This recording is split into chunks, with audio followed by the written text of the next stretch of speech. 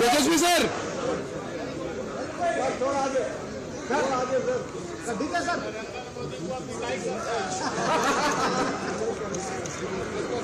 Sir ये meeting जरूरी क्यों है? ज़रूरी है देश के लिए, देश को बचाना है, डेमोक्रेसी को, इसलिए हर हालत में देश के किसान, मजदूर, नौजवान, माइनॉरिटी सबकी रक्षा करना है।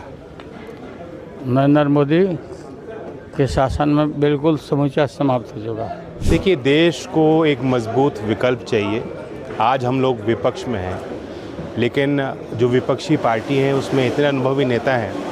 अगर आज हम तय करें, साथ मिलकर काम करें, जनता के मुद्दों को साथ लेकर चलें, जनता के बीच जाएं, संघर्ष करें, कोई कारण नहीं है कि 2024 में एक पलटी मिलेगी और एक अच्छी सरकार जो जन सहयोगी कार्य करे, संविधान को माने, देश के सबसे गरीब और कमज़ोर वर्गों को मुख्यधारा में लाने के लिए काम करे, ऐसी सरकार हमें मिल सकती है।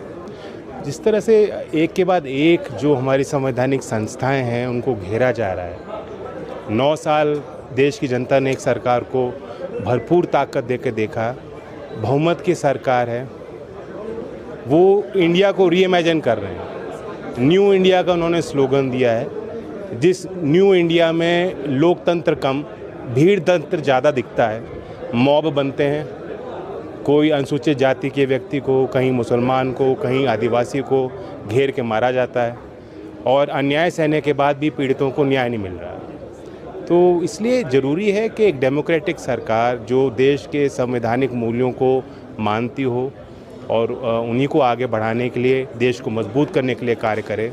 देश की रक्षा नीति को कमज़ोर किया गया, देश की अर्थव्यवस्था चरमरा चुकी है, देश में जो कमेरा वर्ग है, जो किसान वर्ग है, जो मज़दूर वर्ग है, आज उनके जीवन में 2 जून की रोटी उनको मिलना, इज्जत और सम्मान मिलना, उनका भविष्य उज्जवल होना कितना दुश्वार उनके लिए हो चुका है।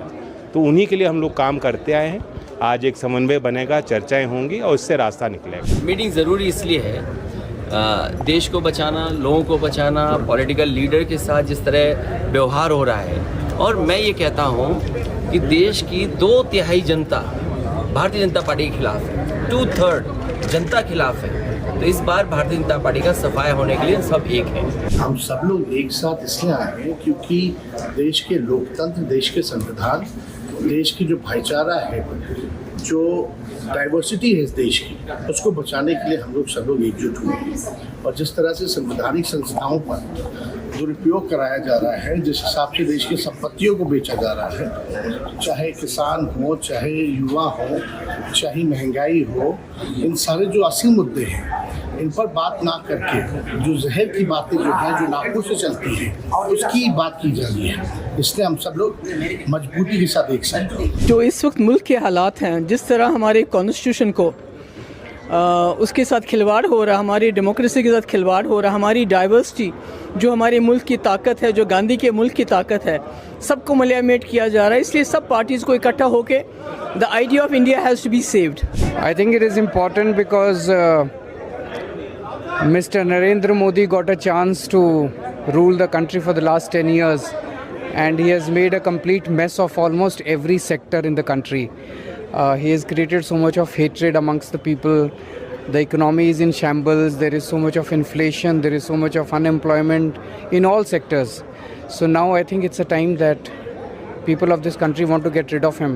So everyone needs to come together. I think this is a good meeting. This is a fruitful meeting, and it's a constructive decision to be taken. All the agenda is very fruitful. Let us discuss it today, and if the outcome today what we discussed, after that the outcome may be the good for the people of this country.